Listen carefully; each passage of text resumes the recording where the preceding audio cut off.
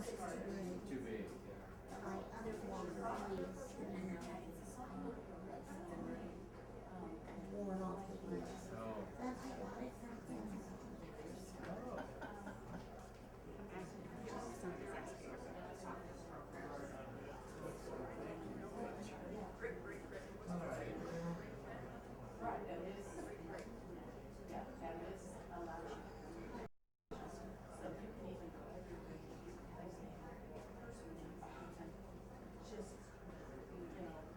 Here. And yours.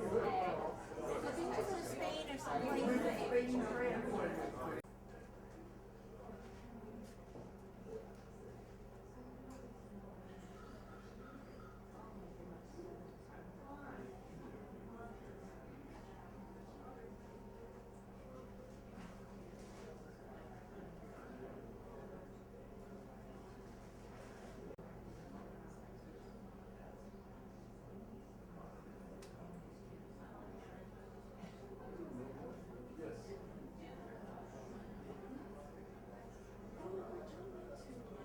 Do you need water or something? I'd like some ice, but I got water. Let me see if I can just dig out some ice. Thank you.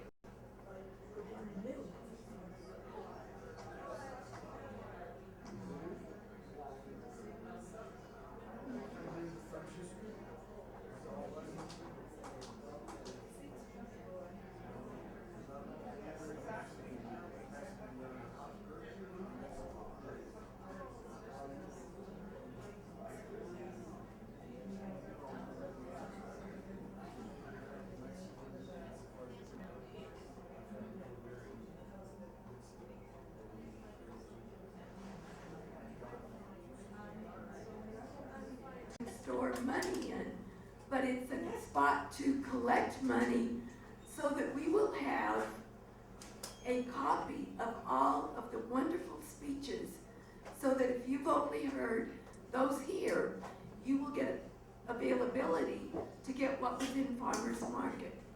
And it's really sad that we missed Carlos and the Apaches. That was good. Okay, John.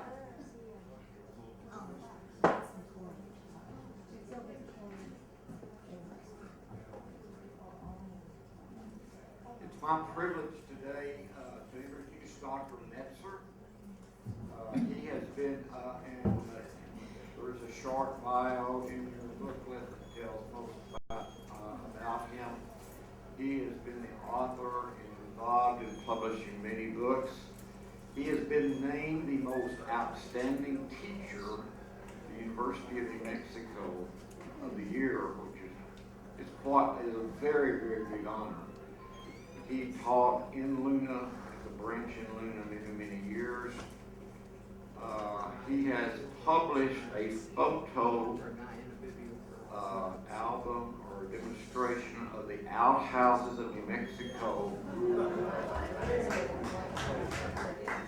I'm not going to comment on the rest of his books, but the outhouses of New Mexico, which is interesting. Most people that had outhouses might not have enough money to have a picture of the outhouse. I actually had an outhouse, grew up with an outhouse till I was about 12 years old. But I never thought about getting a picture of it. He published his most recent book was about Captain Luna, and it's a very outstanding book, and he gave a lecture regarding that.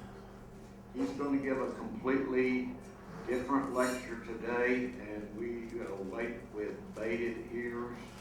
Help us welcome Dr. Melzer.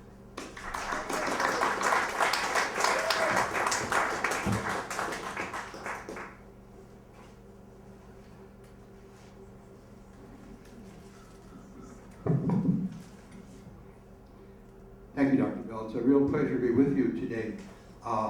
Despite the publicity for my outhouses, it's just an excuse to go around New Mexico. I've got about 400 of them, and I think I've run out, so now I'm taking pictures of mailboxes, unusual mailboxes. I don't know what I'm going to do next. I'll find something. It's a pleasure to be with you this morning. I almost didn't make it. I live in Valencia, New Mexico, which is about 2 hours south of here. And I got up bright and early in case there was any problems. And sure enough, I was pumping gas. And I noticed the woman on the other side of the pump there, she was pumping gas and talking on her cell phone. That's a dangerous thing to do. So I went inside to pay for my gas, and I heard her scream. And I looked outside, and her arm was on fire. Wow, it's going like this. And thank goodness the EMTs were there in a split second, this little tiny town, and they were there right away, and they put the fire out. And the police came by, and they arrested her. And I know the local cop, so I asked him, why'd you arrest her? And he said, for waving a firearm.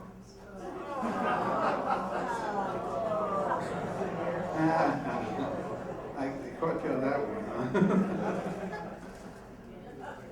We put that at the outhouse? I don't know. Pretty bad joke there. So I'm interested in children on the Santa Fe Trail, and I've been studying it for a number of years. Of course, we all know there are many, many books about different groups on the Santa Fe Trail. There's whole books about merchants and soldiers, of course, and doctors and health seekers, even killers on the Santa Fe Trail. But there's only one book about children or young people on the Santa Fe Trail. And it's by Camelia Cattell in 2015. She wrote a book called Youth on the Santa Fe Trail. And I have to ask if she is here today. All right, I can say anything I want. It's a fine book. It's an anthology. She wrote about 10 different children on the Santa Fe, individual children. But what I attempt to do is synthesize her work and other works that I've looked at, diaries and memoirs, the different sources, and take a look at the children as a whole. So there are very few studies of children, and a lot of the reason for that is because there are very few children on the Santa Fe Trail. You know, especially this organization, the vast majority of children went on the California Trail, the Oregon Trail, the Mormon Trail, all those families. How many people had families that went out on those trails? Yeah, I'm sure that's why you're here in our beautiful city. But very few here in New Mexico. Most were individuals, merchants and individuals on the Santa Fe Trail. So this is a small group. I'm focusing on 9 in particular because we have sources about them. And then 119 students, Hispanic students, who traveled on the Santa Fe Trail. Let me give you some general characteristics. First of all, we have to deal with this question: what is a child? I think that you agree it's different today than those days. I guess today you would say maybe from being an infant to being 18. In those days, of course, children matured quicker and got their responsibilities a lot earlier in life, got married and went out on their own. Our average today is about 14. Some younger, some older. Mostly Hispanic, although there were some Anglos. Most of those are Anglos because they left most of the written record. Most of them were males. Most were from the middle or upper class. And they went both directions. We have to remember, of course, the Santa Fe Trail was a two-way highway. And a lot of people going east, but a lot of people coming west as well. And the last characteristic I want to emphasize was courage. Can you imagine the courage of being a child and going on the Santa Fe Trail? A lot of them went on their own. Some with their families, but a lot of them on their own. And going into this vast new world. Mark Simmons, the great historian, compares the Santa Fe Trail and the Great Plains like crossing a sea. And that's an exciting adventure. And so these kids have a lot of courage and a lot of curiosity. They're curious about all the things and the experiences they had on the Santa Fe Trail. So there's 4 groups of children that we'll be looking at today. The first one is the group that traveled with their families. Even though they're very few in number, they did exist. We think the very first child was 1833, first Anglo child. And again, that's because we have good documents. Mary Donahue, of course, was the first Anglo woman down the Santa Fe Trail here in Santa Fe with her husband William, and they had a child when they came into Santa Fe, a 10-month-old Mary Ann. And so if she was 10 months old, so that meant she was a child as they came down the Santa Fe Trail. But the most detail we have of those with families is Maria and Will Sloan, Marion Sloan, I should say, better known later as Marion Russell, with a famous book about life in New Mexico. They came down with their mother twice, in 1852 and 1860.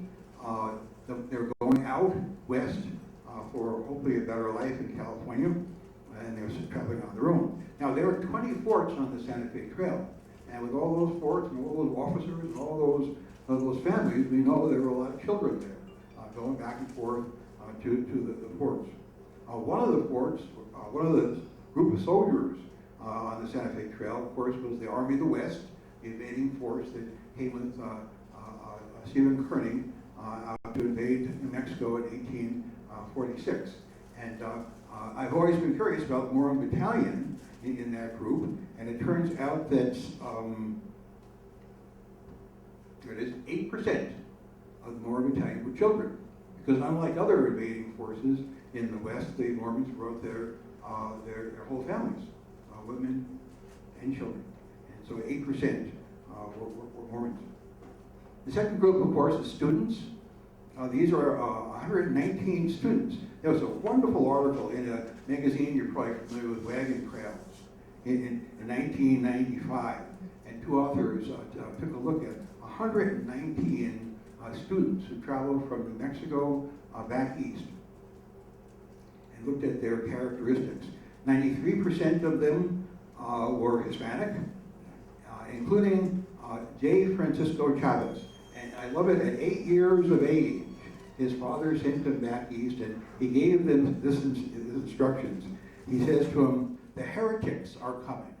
Yeah, the Anglos are coming. So go, they're going to overrun us. Go and learn their language and come back and defend your country.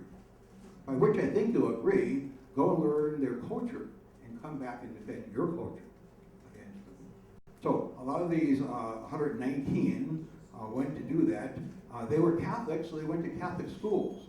They were very concerned about going to the Protestant or public schools back east and losing that major part of their culture, Catholicism. So they went to schools like Georgetown and St. Louis University, good Catholic schools back east. The average age was 13. They went to prep school. Most of them didn't finish college. The average length of stay in those in back east was just 2 years. They studied several things. What's the main thing they studied? English. Good for you. English and American culture, yeah, but also Greek and Latin and arithmetic and geography, history, and catechism. The costs, $151 per year for their books. And that's an arm money. Could you imagine?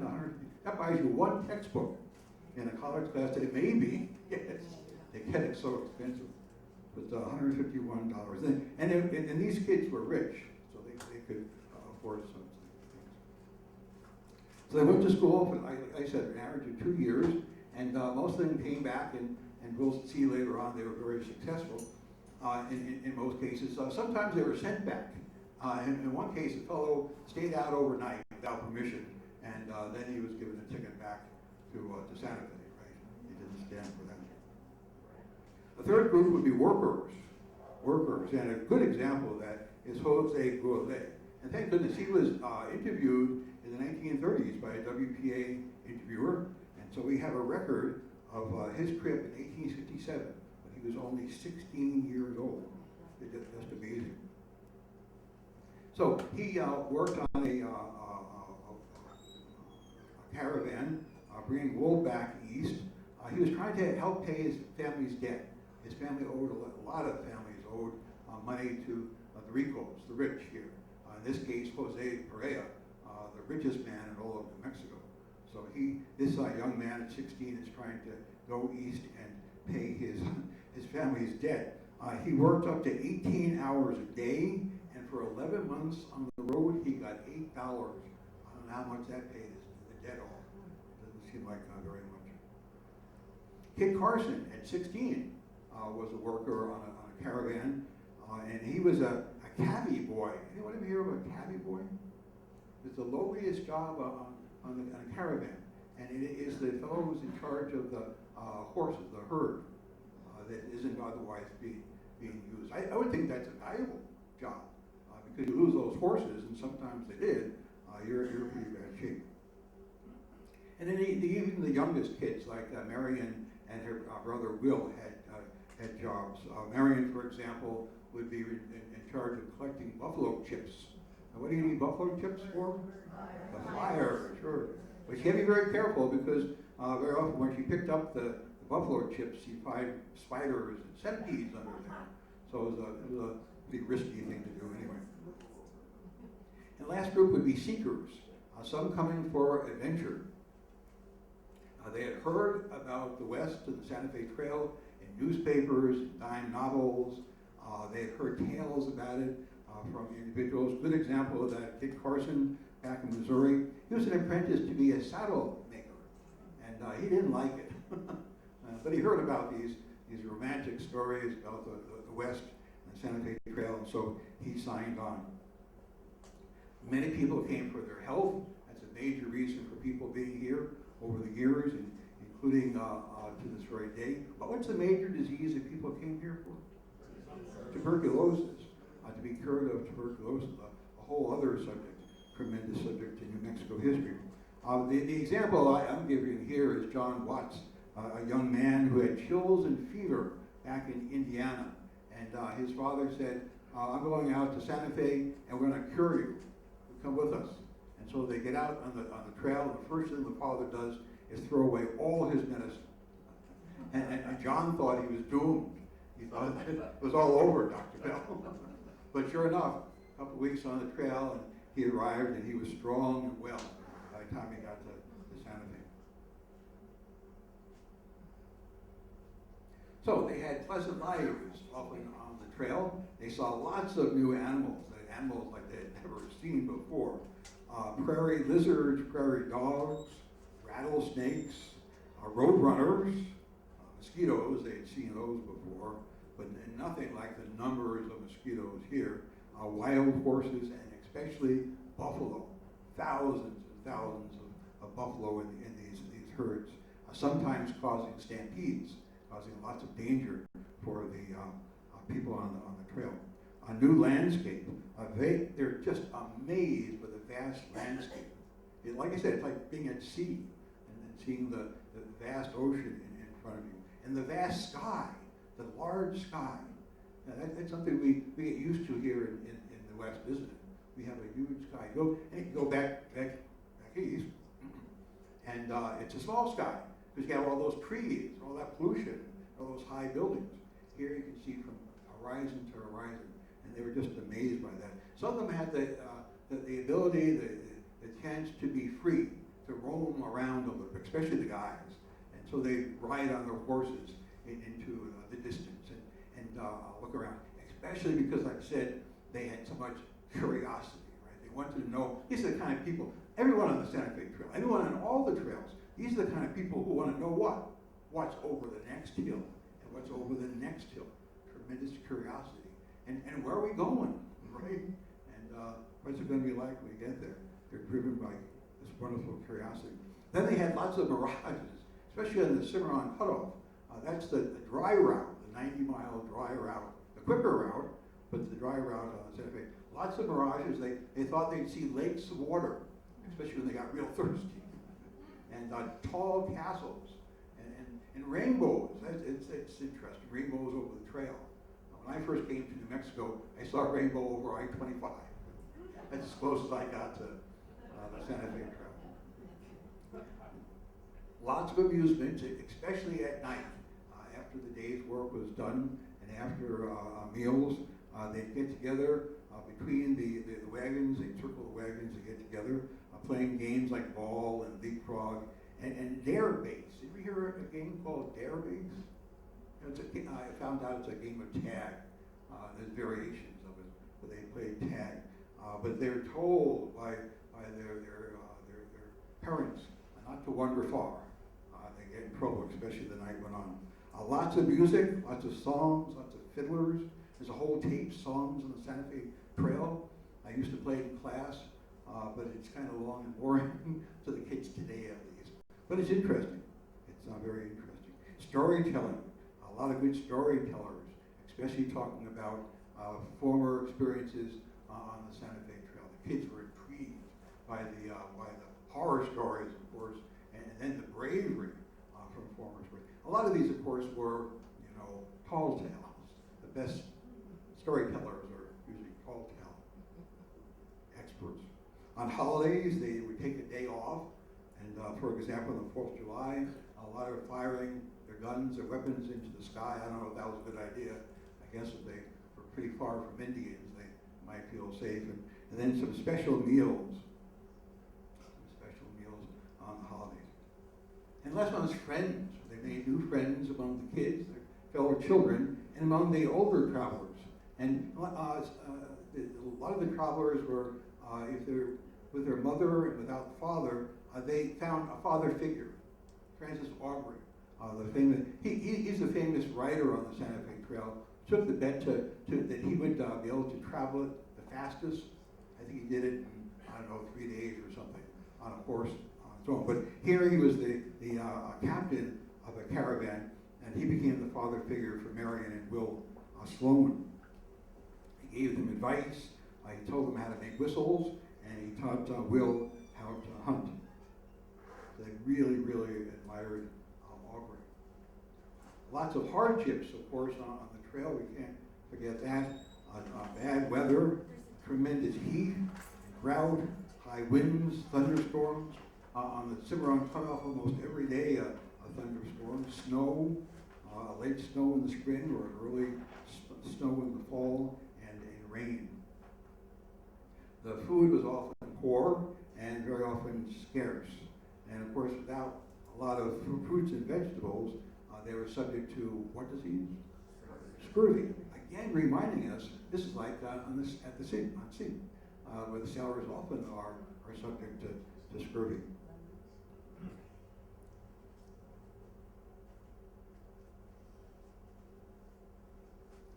Yeah, Jose Grolet had just one meal a day. Otherwise, they were running. He was running along next to the wagons. And he had a snack in the morning and a snack in the afternoon. And the snack in the morning was onions and a tortilla. The snack in the afternoon was tortilla and onions. Very different. We'll see it on the menu tonight. Onion is good, very healthy. Very sad, very sad. Infant buried on the north bank of the Arkansas River, and on the gravestone it said, starved because unable to secure proper food. Water was scarce, especially on the Cimarron Cutoff, often polluted, sometimes poisoned, unfit to drink. So wherever they could, from the very beginning, all along, whenever they could refill their barrels of water, they did, and bring them along on the wagons. They traveled by foot, and horse, and wagon, mostly by foot. And of course, in doing that, they're crossing all sorts of hazardous terrain, and that very, very dangerous, especially on the Raton Pass, right on the mountain branch of the Santa Fe Trail. A lot of them are homesick. You can appreciate that, especially the first several days on the trail there. It's like being seasick, isn't it? in a way, especially if they're alone, traveling alone, rather than with their families or with groups. Some of the students travel together, as many as 7 in a group, but a lot of them travel alone. And here's another sign of their courage, their bravery, to deal with that homesickness and continue on and do so well.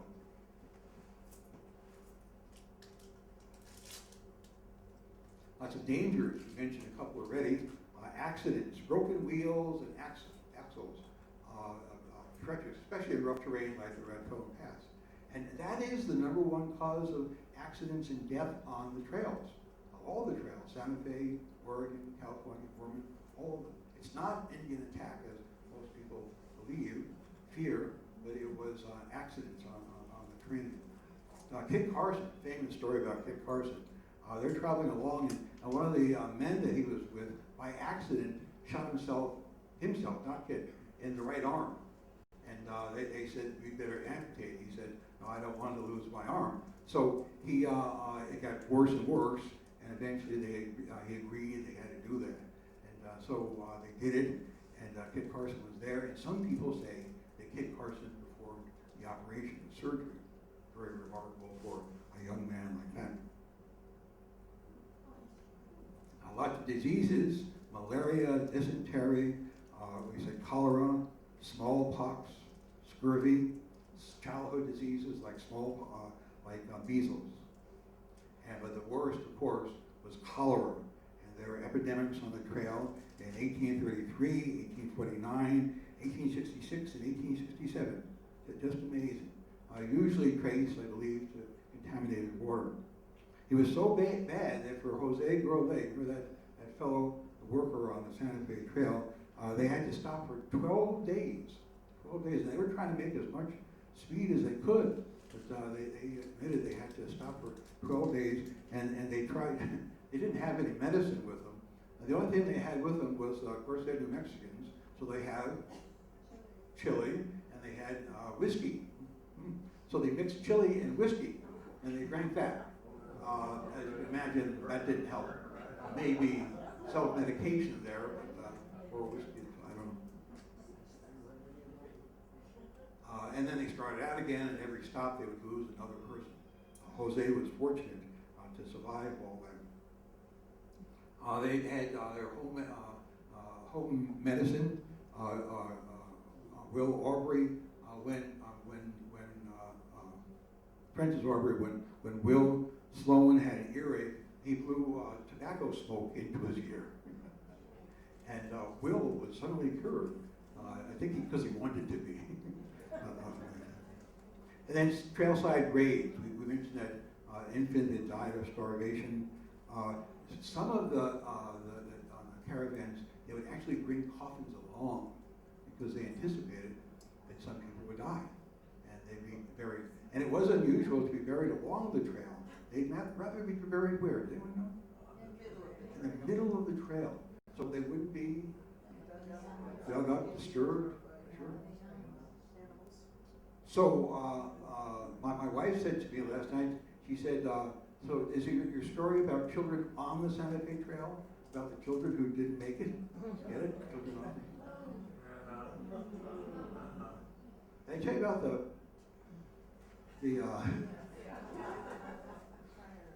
firearm, the other thing? I'll give you another chance later. I promise I'll give you another chance to catch up with my humor here. Their greatest fear, of course, was Indians. Of course, this is the number one fear on all Western trails. To be attacked by Indians, to be kidnapped by Indians, to have Indians run off their horses and livestock. These are terrible, terrible fears. But often they had very good relations. For example, at Bent's Fort. It's interesting, you see Bent's Fort, they're surrounded by Indian teepees. And sure enough, they're not surrounding the fort to attack it. They're there to trade, sure. And some excellent relations there. Good story by Jose Grolet on the trail. He met an Indian woman who gave him a piece of meat in exchange for, and he gave her 3 cubes of sugar. And each of them said thank you in their own language, and she rode away on her mule. Can you picture that? It's an awfully nice picture. Precautions. They sometimes traveled at night. It was cooler at night, certainly, and sometimes you would stay a distance from the Indians. They felt safer in large wagon trains. They would ride 4 parallel trails along. You know, it's interesting, the thing in the Santa Fe Trail, we sometimes think of one track. It wasn't one track. It was 2 tracks coming and going, and very often because they traveled parallel to each other, 4 tracks. This was a major highway, wasn't it? And then they posted guards at night. Every man, no matter who he was, had this responsibility. The men slept under the wagons, the women and children slept in the wagons or in tents. Lots of cautionary tales, especially by those storytellers over the campfires at night. And then we had this terrible tragedy, probably the worst of an individual on the Santa Fe Trail. We have Ed Miller, who was 18 years old in 1864. He was known as a fearless rider. And so when a woman got sick on the trail, he volunteered to ride and get help. And he was gone for 3 days, and they didn't hear from him. So they went searching for him, and they did find his body. And it was in terrible shape. He'd been tortured, he'd been shot, he'd been scalped. And so they buried him right there. And I understand that right there at the Cottonwood Crossing, that there's a cemetery around him, other people. Not all on the trail necessarily, but from a future community. They had other cultural encounters and dangers. They had new foods. Of course, the most mysterious food for them was chili, sure. You might have read Susan McGoffin's great diary, where she talks about eating chili for the first time. She complains about the heat of the peppers and the onions. We're quite sure she started about chili when she gets to Las Vegas. But she tries her best in this cultural encounter to adjust. One young fellow was told he was eating turtle, and he liked it. And then later, after he was done, they told him it was really dog meat. Because he had sworn he would never eat dog meat. So they gave him turtle and pretty much new dress. Seeing the Native Americans and their attire, and the Hispanics when they got out here to the west. There's some people were outraged, like Susan McGoffin, when they saw women in Las Vegas with long dresses, but in crossing the streams, they would pick up their dresses and show their ankles. Very risque. And then risque language. Yeah, foreign language like Spanish and Indian, that many of them learned eventually, if not on the trail. And then foul language, because these workers on the Santa Fe Trail were not used to having families around. In fact, one freighting company made you sign a contract when you started out. And the contract said that you could not swear, drink, gamble, or mistreat the animals. You had to sign that. And they posted at the back of the wagon so that you'd never forget. I guess you'd see it every day. But after a couple of days on the trail, nobody remembered it. And so the kids learned a different kind of language, didn't they? For better or worse.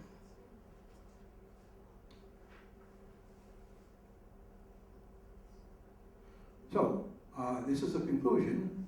I call this Coming of Age on the Santa Fe Trail. It's a better title for the whole presentation. On the trail, of course, they lacked traditional school. They learned a lot, but they didn't go to school, of course, and play experiences in the day, not just a couple of minutes in the evening. But they had OJT, I call it OTT, on the trail training, right, in terms of life skills, and they grew tremendously. It was a transforming experience in their lives. They grew physically and emotionally. And of course, this was a turning point in their lives. They started as children, and most, by the time they got to their destination, were adults. It's amazing, especially when you study those 119 Hispanic students, what became of them as adults in the later 19th century, early 20th century. You look at that list, and it's a who's who in New Mexico history. It's really impressive. In terms of business, there are bankers and merchants, hotel owners, mercantile store owners, ranchers, the list goes on and on. And then in public service, officers, sheriffs, mayors, territorial legislators, including J. Francisco Chavez. He had learned about the heretics, he learned their language, their culture, and he came back and became a powerful Republican leader in the territorial legislature, one of the most powerful in the late 19th century. So in conclusion, travel on the Santa Fe Trail was a turning point in their lives. For better or worse, these children on the frontier helped bring the outside world to New Mexico, first as youth, and then if they survived and remained in New Mexico as successful adults. Those are my few comments. Do you have any questions? Yes, ma'am. Can you tell us anything about what happened to some of the children you referenced as adults? They went on to do pretty amazing things was of the Anglo kids that we listed there. Some of them stayed and contributed. Certainly, Marion Sloan married the officer Richard Russell, and her famous adventures in the West are there. They all wrote memoirs. Some of them staying here and becoming businessmen and lawyers. That's how it works with New Mexico. Lots of people come here, lots of them stay, and then lots of them go back. And always remember New Mexico as an important part of their lives. Yes, sir? In the publication Wagon Tracks, which is the Santa Fe Trail, SIFTA magazine, there's a lot of talk about wealthy land people with big land like Bush and Maxwell, some of those. And they were the ones that sent their children back to St. Louis, back east for education. They were a lot of wealthy people out here. Oh, yes, tremendous wealth. I talk about the separation of wealth between the ricos, the very rich, and the very poor. Jose Perea, richest man in New Mexico. Jose Brule, $8 for 11 months' work. It's just amazing. But tremendous wealth in some of those families. Dr. Bell mentioned my new book on Maximiliano Luna, and that's about the Luna family in Los Lunas.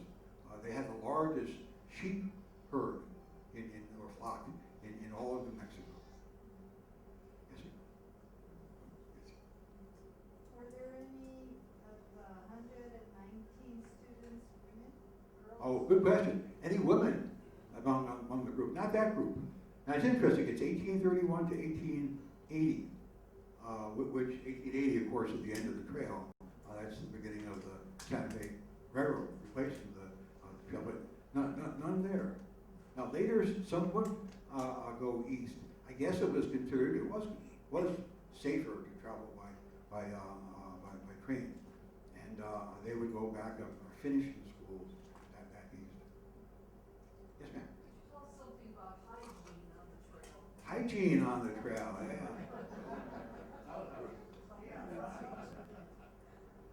I asked my wife about it. She's from an old Hispanic family. I said, "Do you remember?" She's not that old. She didn't remember. But she said, "I said, did your ancestor tell you about that?" She said, "Yeah. They used in their bedrooms. They used to have canopies." And I said, "No, not canopies. Not over the bed." And she said, "No, can of peas." Can of peas. You know, usually I'm selling my books at these presentations, and I give discounts for people laughing. You guys, I don't know. But on the Santa Fe Trail, back to being serious. That's a tall tale. This is being serious. If there was women and children, especially with women, the women would get in a circle and with their backs to the center, and they'd lift their skirts and hold their skirts together, so that one person could get in the middle and have some privacy.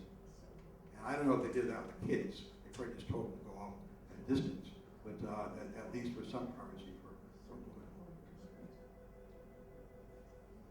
Any other questions?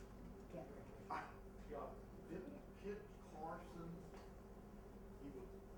Kit Carson's first marriage with an Indian lady, had 2 children, and she died, and didn't he take his oldest girl back east to be educated? And I don't know if they used the Santa Fe Trail, but I assume they did.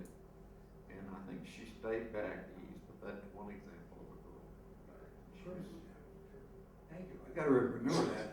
Inserted in my manuscript there. Perfect example. Kit Carson was married 3 times. One to an Indian woman who truly loved and had 2 children.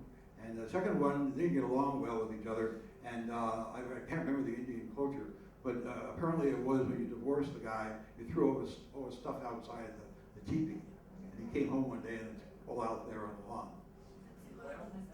Another girl with the family, and that girl fell in a hot of boiling water and died. No, the third was Howard Neal. They were from Taos. They had several children. Yeah, we heard yesterday a little bit that the gentleman at the museum was not really willing to go. All right. So the 2 kids went back to their aunt, I think. I thought it was only one that was left, but nurse wife, one of the girls. Yeah, but I think, well, There's a wonderful book by Mark Simmons called Kit Carson's Three Wives. And he does a tremendous job of that. So we should take a look at that to make sure what the record is. Sir? Just a quick story about Kit Carson, maybe a myth. He was, on his first trips on the Santa Fe Trail with Kansas, Pony Rock, Kansas, he was on guard duty about the first time he ever did this. Just scared to death, because all the Indians were around that area. He heard something in the night, he shot. In the morning, he discovered he shot his own mule. Is that true? Oh, that's true. That's, It is true. as far as I know, that's true. Shot his own mule. So Verify he had that. law. Poor Kit Carson. That's only the beginning of his adventures. Right? Yeah, his adventures. Anything else?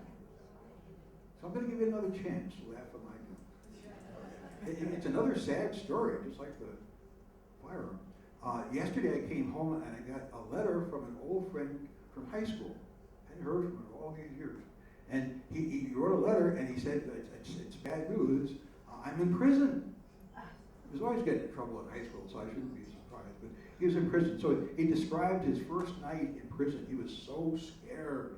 You know, here he is, and it's all in the dark. And he had a cellmate named Joe, who seemed like a good guy. So he didn't feel, but he still was scared. And so he's up all night. And suddenly in the middle of the night, somebody yells out, 52! And they all laugh. All the inmates laugh. And a little later on, somebody yells out, 61! And they all laugh. This goes on for hours and hours. And finally, my friend asked Joe, the cellmate, what's going on? And Joe says, you know, we've all been here so long. We know all the jokes. So we just number them. We don't have to say the joke, we just number and reminds people what the joke is. And we all laugh. Oh, I get it.